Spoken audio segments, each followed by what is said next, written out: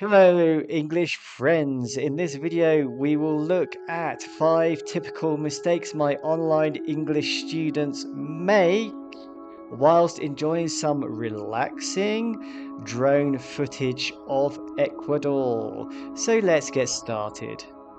So mistake number 1 is I have advices. This is wrong because advice is an uncountable noun. Therefore, you cannot put an S on the end. So the correct sentence should be I have advice.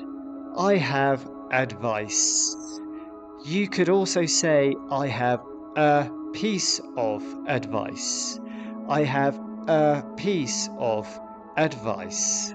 And mistake number 2 is everyone eat the food. This is wrong because every is a third person singular subject. So the verb conjugation needs to have the S on the end in the present tense. So the correct sentence would be everyone eats the food.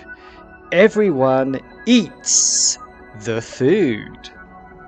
So the next error is one of the house is big. So despite one being singular, you still need to put house in plural form. So the correct sentence would be one of the houses is big. One of the houses is big.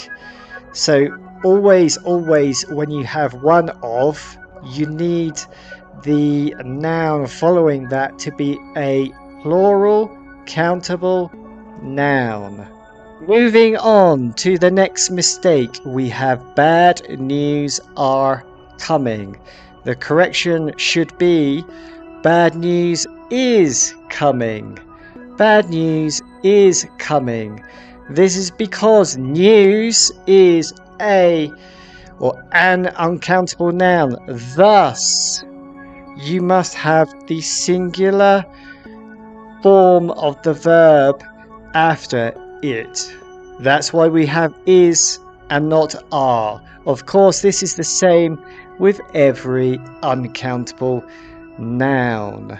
And finally, we have the mistake I am used to do this work. I am used to do this work.